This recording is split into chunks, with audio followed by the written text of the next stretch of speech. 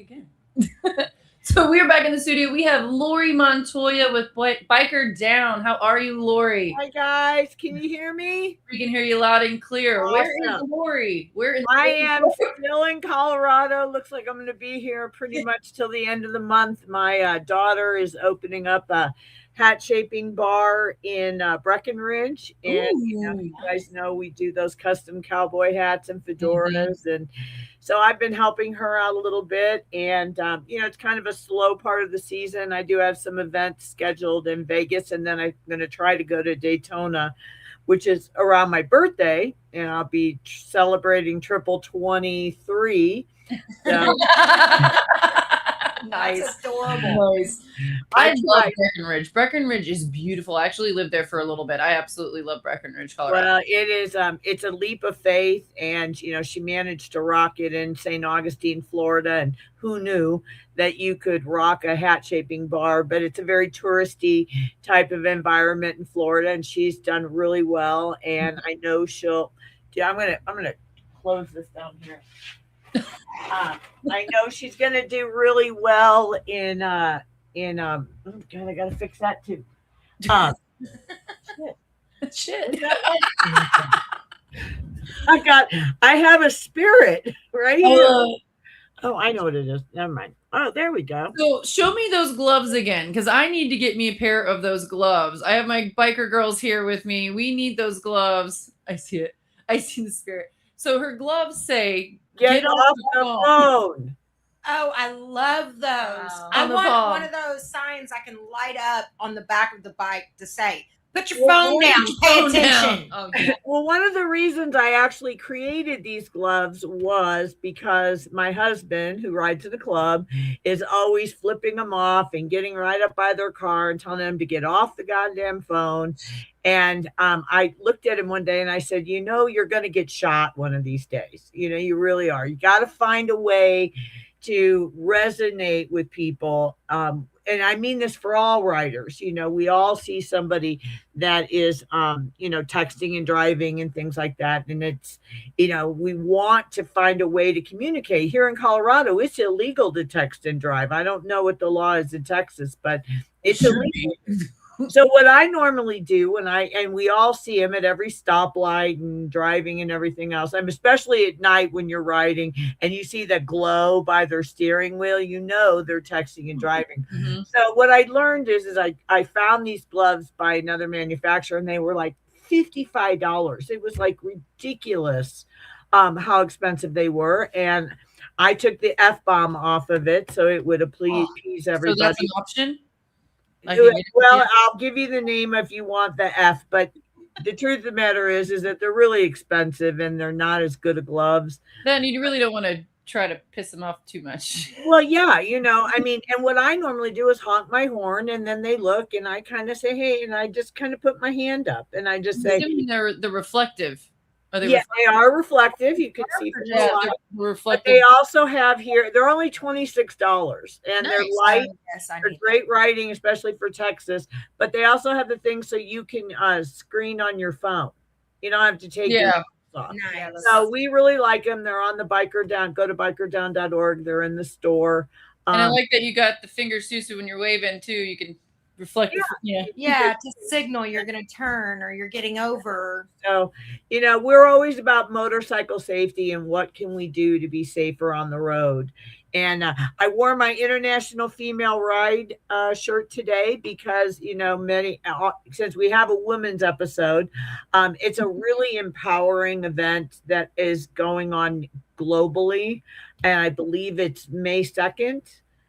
Check International Female Ride in your local area. We in Colorado are having ours on May 3rd, only because there's a Chicano Pride ride here that gets probably 5,000 riders. And it's just not worth competing with them to say, and having women that want to ride with their husbands or whatever the scenario. And it's a great event. It's just not worth trying to pull those women off of that ride.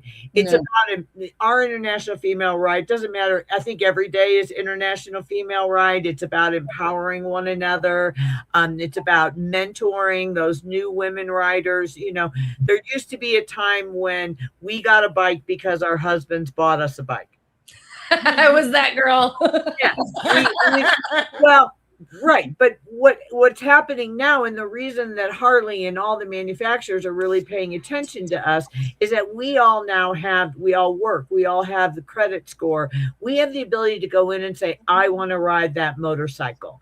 And so what that is very empowering to women. But, you know, as we say to all riders, just getting your endorsement isn't enough. And, you know, and I see it a lot in Sturgis or in Colorado that you get, and you guys will laugh, we call you Midwesterners flatlanders because you don't ride in the hills in the mountains the way we do. I don't hate it. I mean, I agree. Yeah. And so it's a completely different style of riding. You have to really know how to control your bike. So what I'm sure your group does, and what I know a lot of the women group here do, is they really empower those new riders and they almost assign them a mentor. You know, just because learning how to really sweep is super important. Understanding the signals, understanding how to keep that women's ride completely safe when you guys are riding is vitally important. Not everything is about just having blockers and blocking intersections and things like that. It's really about understanding. Like one time I was riding with Shannon and all them in Vegas, and I was in the back and I was riding in the left lane and they were all riding in the right. And she's like, what are you doing? I said, I'm keeping anybody from being able to come up and get into your lane. You know, I'm blocking so that you guys can all ride safe. So if you have International Female Ride Day in your area, do it. If you don't, start it. Because really they do, because I think I had an event last year which we didn't know it was, I think, the same weekend. Yeah. So I know we were going to do an event. Now that you said that date, I think it's going to be that same weekend. So I'm hoping maybe I can, because we're doing one at Indian Motorcycle. I wonder if we can tie that in. Yeah, but if for any reason you can't put it together on that date because you have your group or whatever has conflicts, do it the next day. Yeah. You know, just empower women to come together, break bread, laugh, you know, and learn some of those vital skills that make you a better rider. And part of that is, and you had Vicky on, and I've known Vicky. I've been doing this for almost 16 years. Vicky and I don't want to say we started out together, but we started out about the same time. And she owes me an award for being one of the longest hosting of accident scene management. Her and I go back and forth on that. But one thing I want to let everybody know is BikerDown still offers these trauma kits. And people always say, what is the most important safety feature that I should have on my bike? Is one, you should have this trauma kit. Whether you get it from me or you get it from somebody else, it really doesn't matter. But it's vitally important that there's a huge difference between a trauma kit and a first aid kit. Yes. And knowing how to use it. And knowing how to use it, which is vitally important with the upcoming accident scene management classes that you guys have coming there. Which, do you have that date yet? Because I know I wanted to come. No, there was no. I'm working with we got some new people that are in line at the location, so I have to work with them. Oh, okay. Well, the point is that what this couple things that you guys will recognize has a tourniquet. You know, if you have to really stop the blood, having something that is a good grade tourniquet with a marker so you can mark the time, having an Israeli bandage and knowing what to do with it, having saline, having breathing barriers, having masks, and at least 4 sets of gloves. Because I mean no disrespect to anybody, but while I may know the people I'm riding, I don't know the people that I'm riding with. Yeah. you're handling blood and things like that. The saline, burn cream, bandages, all of that is a great starter kit that we offer as a $50 donation. The bag alone costs $14.99 on Amazon, because many people are going to go, oh, I can do it myself. No, by the time you buy the tourniquet, the Israeli bandage, and the trauma bag, which has the tearaway. So if it's on your sissy bar and you need to grab it, maybe you don't have the bags to hold it, so you can put it on your sissy bar. It's waterproof and things like that. But if you had to grab it, it would rip right off. It's going to cost, it's going to already just individually take you over the $50. So it's right on our website, bikerdown.org. And, just super vitally important to know how to render proper first aid until EMTs can arrive. Because question, like when you get one of those trauma bags, like how long does it expire? Do you have to do it every year and get a new one? How does that? No, I don't think your burn cream, you really got to worry about it expiring. So, like, I don't know if there's like certain things in there that might, like. No, I mean, there's no biodegradable thing. Burn cream. I mean, like bandages. I mean, sometimes I found some stuff and I open it up. I'm like, oh, it's soft. Yeah, I mean, listen, if you're using it, recycle it. You know what I'm saying? Because I always tell people that this trauma kit isn't just about having a humongous traumatic accident. You're in gravel and your bike goes over, burns your leg. You want to have the saline. You want to just put it on the tailpipe when you're shorts. Yeah, in there. We've seen those videos. But you know what I'm saying? There's a lot of times having a cold compress in there so that if somebody's overheating, having a bottle of saline, if they get a little road rash or burn their leg, that you can wash out the wound. It has a lot of having aspirin, Tylenol, things in there that, when girls are on the road, maybe most women would have most of that in their purse. But my point is just, and having the person that's riding in your group have it in the back of your riding group. Yeah. Having the person in the front that's leading the ride, it's going to take them a little bit, unless you have communicators, to know that there's been an accident. Yeah. And then they're going to have to come back. So you need to have the people in the middle and the back have these. And for your battling Bettys, if you guys decide you want some, you write me directly and I'll work you out a organizational discount. And we want everybody to have one of them. We've done the heat thing. That Oh, for sure. We get a lot. We've definitely pulled over multiple times. Somebody's getting overheated because it's super hot, and maybe they had a fever. They're dehydrated or whatever.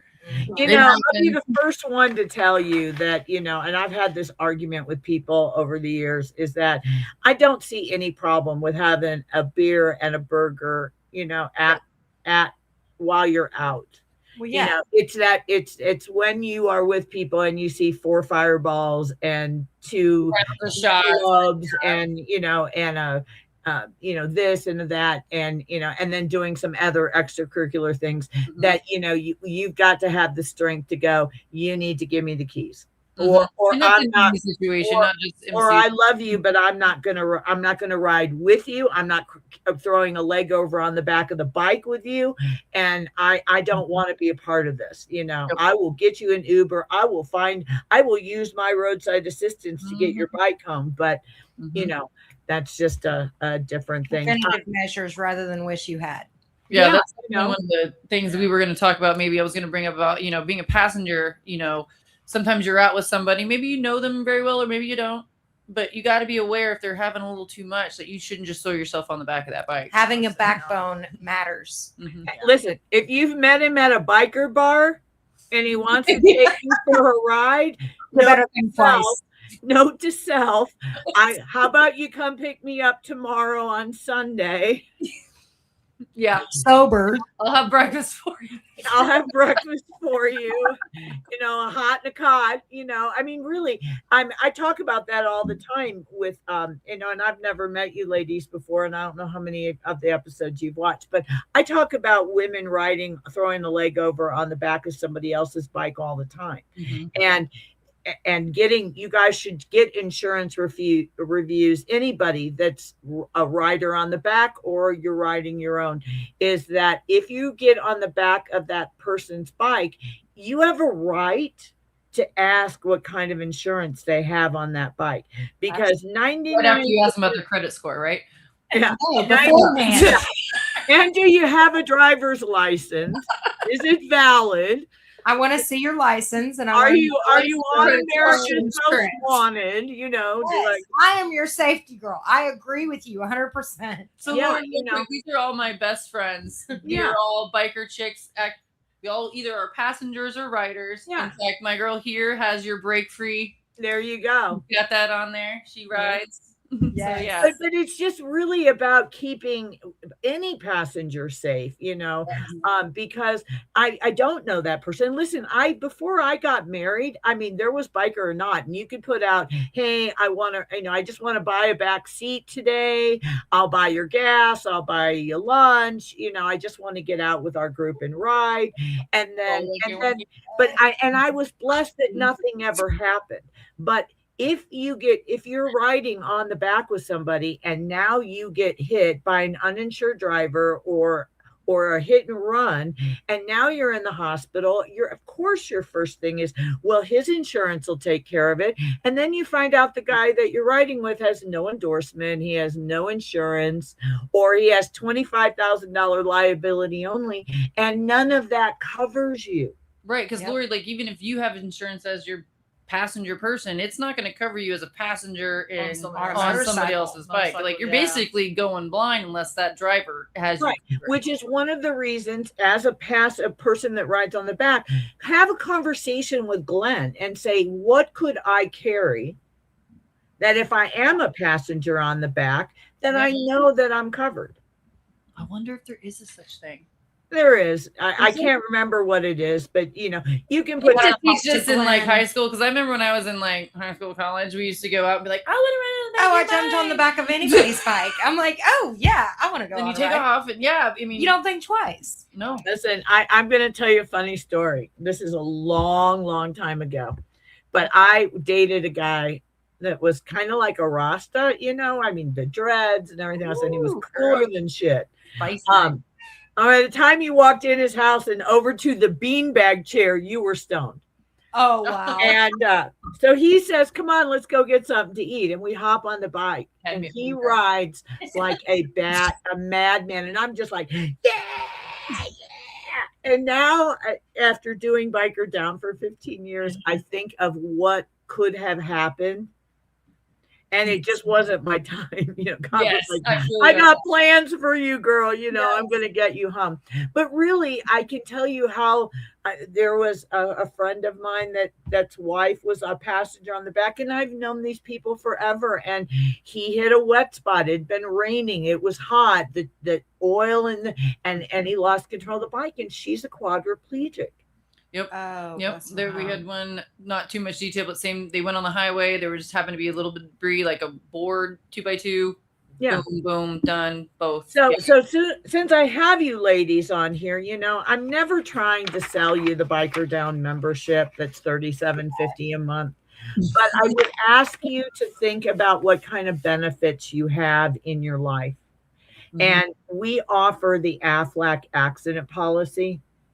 If you can get AFLAC at work and you don't, go into your HR and get it, because that's usually short-term disability. So if you're out for 6 months healing, if you've got that kind of benefit, you probably have health insurance. So you're going to be able to keep your nose above water. But if you don't, if you run your own business, if you're selling candles, if you're selling, you know, if you're an independent woman that just doesn't have the ability to have those employee type of benefits, please consider the BikerDown membership. It includes the AFLAC accident policy. It pays you anytime you're in an accident. Forget the bike. If you're in the car, if you are mountain climbing, if you're whitewater rafting, anytime you go to an ER or an aftercare, you're getting a check from AFLAC. in those, People drive crazy in those parking lots too. Yeah, in those really serious accidents, it pays you $300 a day in the hospital. I walk in sometimes and go, you're making more on Aflac than you made changing oil. I mean, I don't know. Not everybody makes $300 a day, but it's cash money paid to you. And again, in that example of my friend, she was in ICU for almost 40 days, and then she went to rehab and things like that. She would have gotten almost $27,000. And let's be honest, the $37.50, you got to give up a Starbucks and maybe a pizza every month. It's risk versus reward. I want to ride balls to the walls. But what if it happens? And sadly, in the event of a fatality, an accidental death, it gives you a $35,000 accidental death benefit. So now that family that you love is no longer worrying about how they're going to bury you. And I know that's not what we want to talk about, but the truth of the matter is this happens in our world. And I just ask you to consider it. If you own your own business, call an Aflac rep. You can get it on your own. But if you would consider it, and last but not least, it also comes with the nationwide motorcycle towing by a certified motorcycle tower. And you don't think that's important until you need it. It is. Reality isn't always pretty. No, it isn't. And if I'm going to go into Harley and buy that $85 shirt, you don't think that insurance is worth it? Yeah. I mean, I think about what I spend on accessories and my weekends. I really think about that. When most people, when they tell me, well, I can't afford it, I usually look at them and say, you can't afford to not have it. Yeah. Because you're running on empty, and it's like my life before I got married was a fine-tuned engine. As long as nothing went wrong, my car didn't break down, my washer, I could afford everything as long as nothing ever went wrong. It all keeps working. Yeah. So anyway, I know you've got a really great guest coming on. That was really all. I do want to tell people about, can I play my BikerDown app video? Absolutely. And I would just ask all of you to get on your Android or your Apple, look up BikerDown. The app will come up. It's a great way to get the help request to us or report an accident and stay in touch with what we're doing. So if you don't mind, will you have him play that? And I will say, God bless you guys. I love your hat. That's adorable. I'll make you one. It's got a skull. It's got a skull on hats. I almost wore my custom hat today. Well, I will custom hat you up, girlfriend. Yes, you will. Thank you. Thank you, have him Laurie. play it. All right, let's play that. Bye. Bike hits the pavement, chaos kicks in. Seconds matter. The BikerDown Help app is the lifesaver. Quick tap, instant alerts to your crew. Before hitting the road, everyone's got it downloaded, emergency deets locked in. It's like having a guardian angel in your pocket. Once a buddy went down and boom, app opened, crash reported, and the cavalry was on the way. No one rides alone. Download now and ride with peace of mind.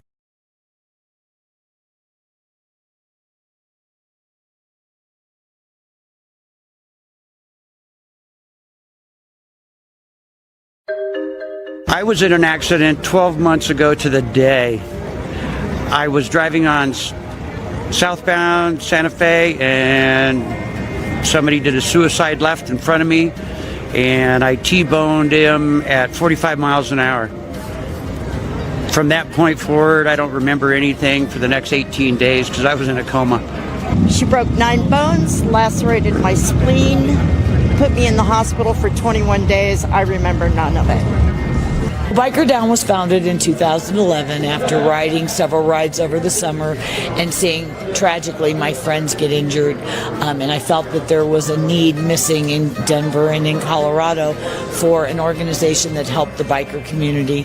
As you may know, the bikers are one of the most charitable entities out there, and what we do is provide them a variety of services such as medical equipment, financial assistance if necessary, and a plethora of resources to help them stay afloat during the hardest time of their life, which is their recovery. My biggest hope is that I'll never get another phone call that a biker's gone down. But, that's not realistic. So I think my true realistic dream is that we can help as many as we can help, because it is life-changing for them. Certainly donating and volunteering your time. And even if you can't do that, attend our events. Attend our event and get a $20 t-shirt for your $20. Those kind of things make a big difference in a small nonprofit like that.